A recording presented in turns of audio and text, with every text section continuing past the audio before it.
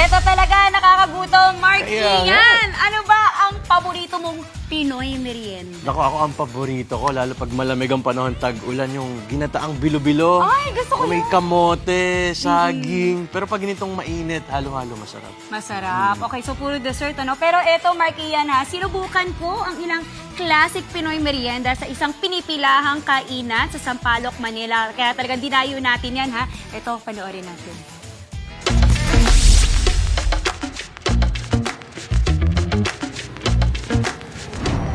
Good morning mga kapatid! Kasi alam nyo tayong mga Pilipino, mahilig talaga tayo sa merienda, no? At isa na ako doon at sakto, meron ako na-discover dito po sa Sampaloc, Manila, ang isang legendary at talagang pinupuntahan matagal na ng mga tao dito sa U-Belt banda, ang tinatawag nilang Budcheng merienda. Nagsisimula lang po sa 15 pesos at ang pinakamahal lang nila ay umaabot sa 40 pesos. O, diba? Tingnan nyo naman po. Totoong pinipilahan po talaga siya. Ayan o. Ayun, ang layo na ng pila kaya pumila na tayo kasi excited na ako tikman.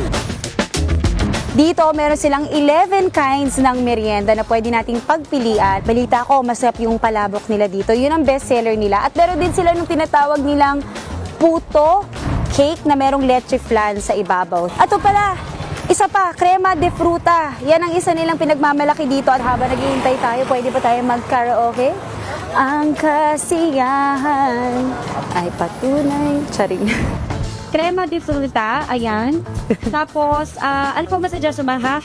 Maha, Maha lumpia. lumpia Shanghai, At saka yung puto cake. puto. Puto cake. Yes, of course, yung best seller nilang puto cake. Ayan. At eto na, dumating na. Nasense yung energy ko. Meron tayong palabok, puto, ube cake. Meron tayong crema de fruta. Meron tayong lumpiang Shanghai. May maha blanca din tayo. Ito pong palabok na parang may butcheron ata. Tikman na natin.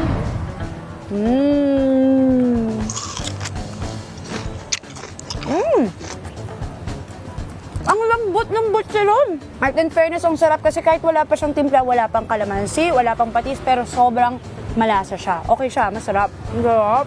1 down, 4 to go. Let's go. Next is ito namang Shanghai nila. O, di ba para lang na tayo nasa birthday? Sino bang may birthday? Happy birthday! Uy, gusto ko to. Crunchy, malasa, hindi masyadong oily.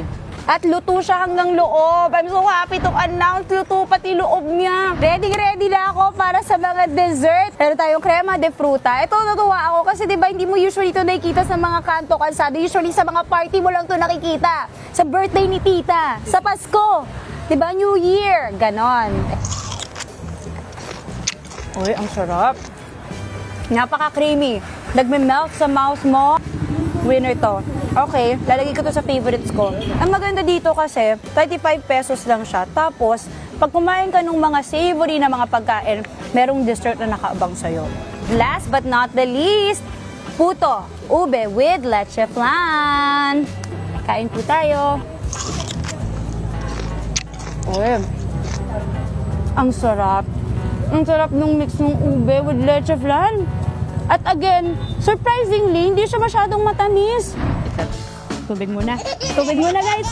Pero sarap eh. Alright, and that is it sa ating On The Go. From trending kainan to hidden gem sa kanto, walang iwanan. Sama-sama tayong titikim sa On The Go. Mga kapatid, Maui David po. Para laging updated sa viral food spots at unique destinations, mag-follow at subscribe na sa social media pages ng News 5.